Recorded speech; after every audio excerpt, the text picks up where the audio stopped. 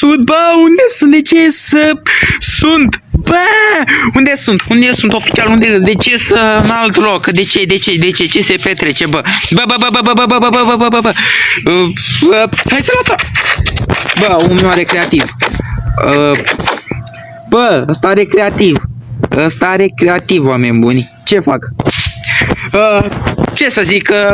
Mă predau. Mă predau, că n-am ce face.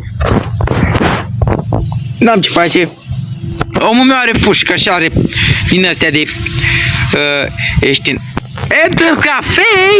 Mă, ce? Mă, ce? De ce? Bă. Stai. Deci, bă, stai așa. De ce mă copie? Adică pe bune, mă copie omul meu. De ce mă copie? Bă, omul meu ăsta mă copie. Ilegal. Spar tot. Trebuie să știi, spar tot. Nu mă interesează, spar tot. Mă arunc în apă. Poate așa ajung înapoi în orașul meu. Bă. Da, acum mă nec, asta e chestia. Da. Vezi că m-am chinuit la asta, bă. Și ce dacă te chinui? Eu vreau un orașul meu. Tu! Cum? Bă! Stai așa. Hai, apoi la suprafață. Bun. Așa. Și nu... Bă, what? Bă, ne venește și tastatura, bă. Ce-s aici?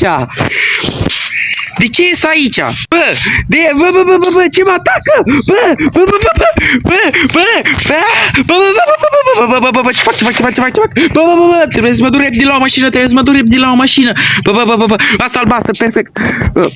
Așa, bun, hai.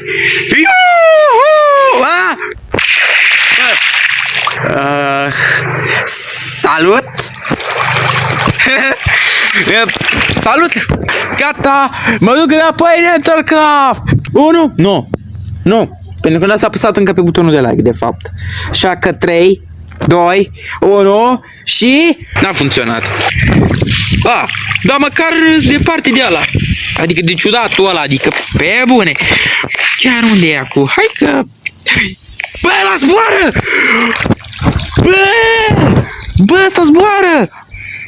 Bă, zbori! Bă, ăsta zboară, ești prost? Bă, ăsta e hacker! Hacker?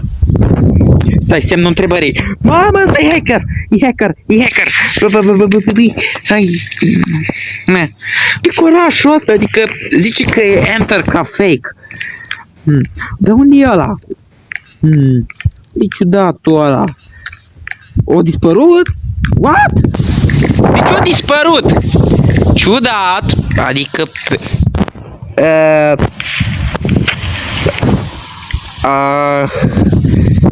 Salut? Fugi! Fugi!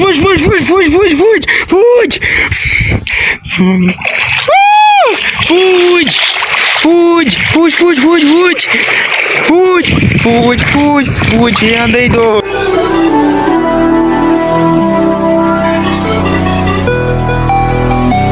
Și văd foci, e Andrei